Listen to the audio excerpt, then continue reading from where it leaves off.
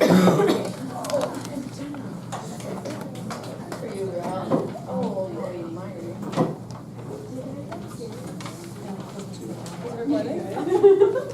so tonight Jen and I are going to be talking about test modifications for students with educational disabilities. Okay, so to start, can anyone volunteer and say the difference between a test accommodation and a test modification? Take a stab at it. Jill? Okay, so an accommodation is like providing them with extra time or something, and then a modification is actually changing the kinds of questions on the test. Perfect. Anyone want to add anything? Okay, yeah, that's exactly right. So a test modification is when you're actually changing the construct of the test of what you're testing a student on.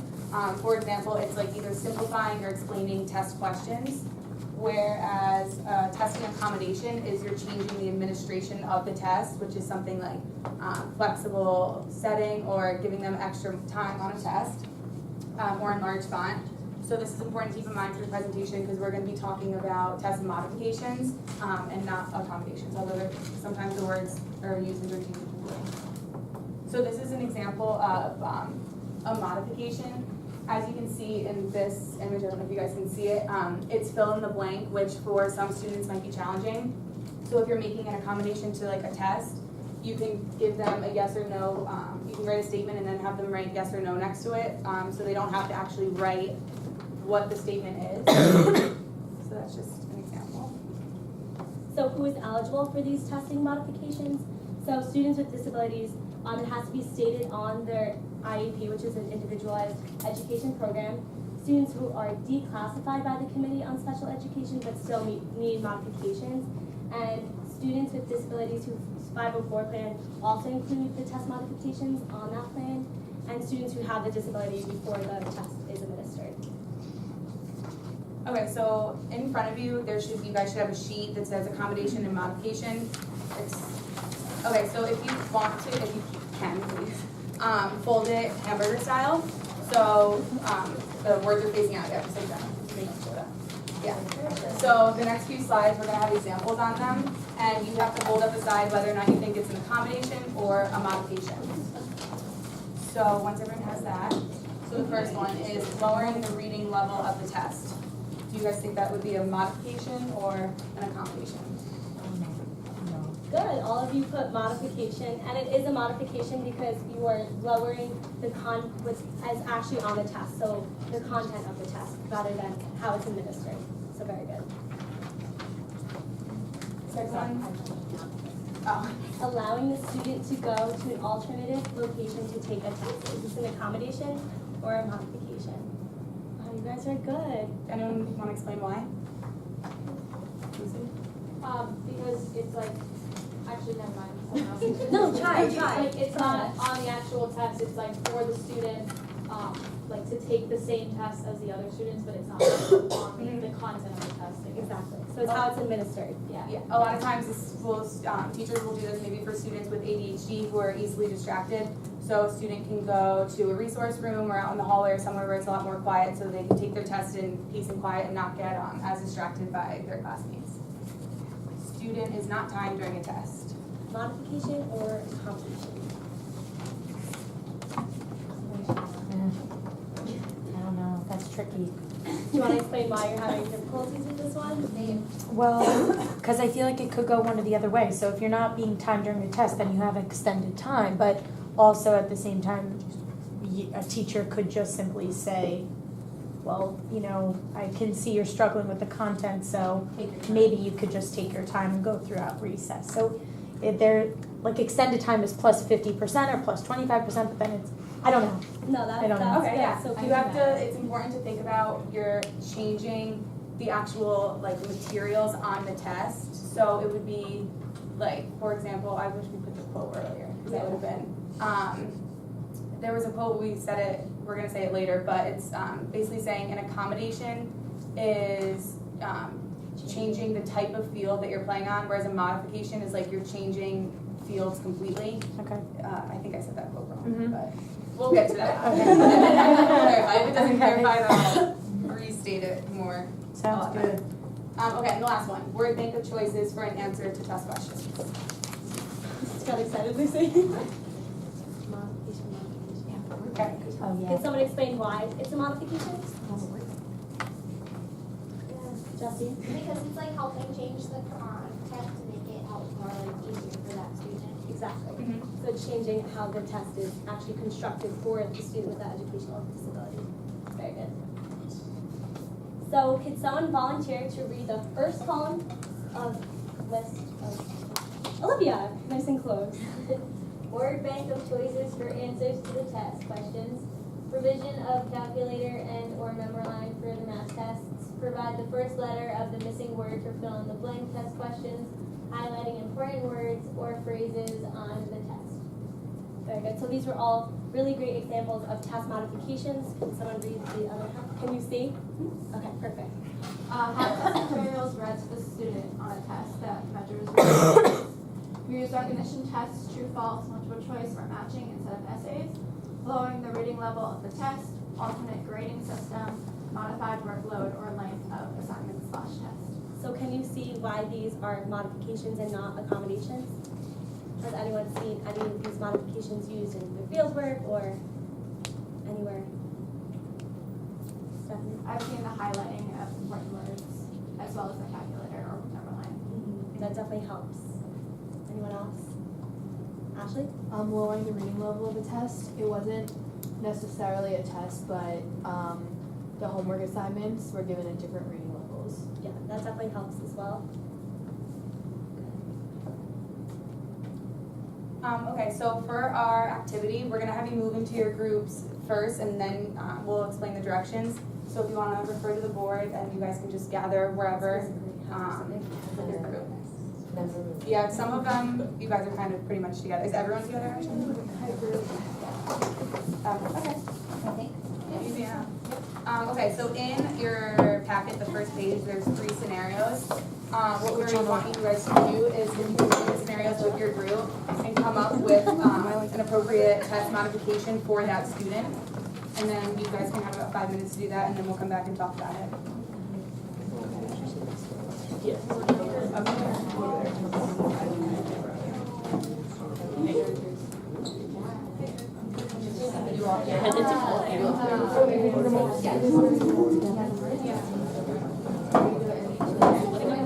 Oh, that's good. Oh, wait.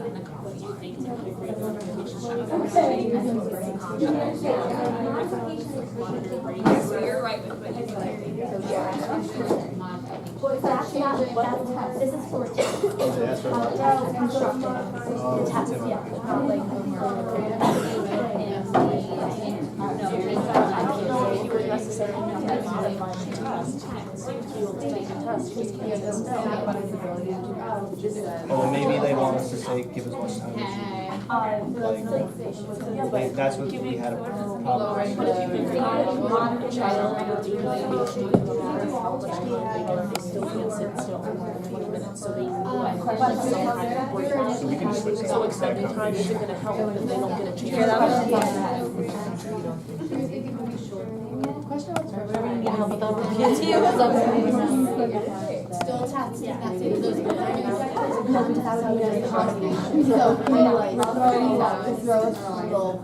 So think about something that, that's going to help him stay focused without getting, frustrated at having to complete the test. Complete the test. Too busy focusing on what he's writing. So like that thing. Highlight the main points. Wow, that's such a good idea. I was thinking, I've seen like numbers though, so like Think about instead of what you should put for on like, yeah, numbers for from, the yeah. students. So maybe step by step each week, each day of the week. They go. I think one of the things they're saying. What about if they learn, if she learns a new word each day? What he was talking about, maybe how it's on the Friday, and get pressure on 20 words. So he's sitting there and he's having a hard time. Writing short answer. Changing the format is not. So what? Bingo. You remember vocabulary.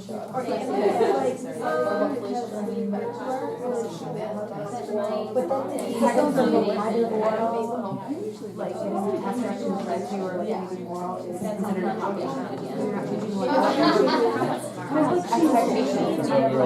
Because we wanted to say You're this. lowering the expectations, but like, they're not expected to know what it's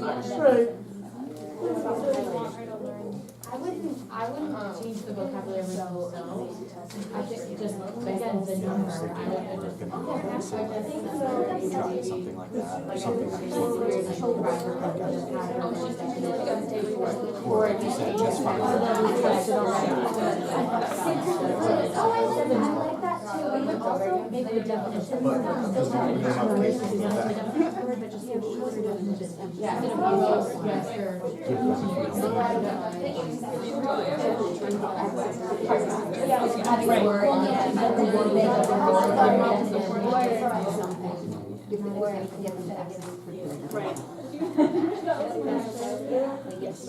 match of definition, yes. We're matching some.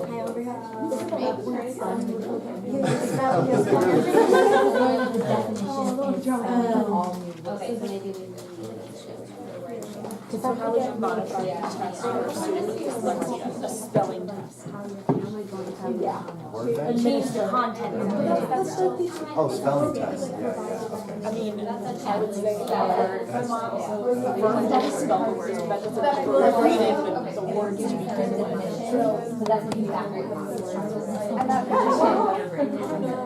Because having her spell it out and make this.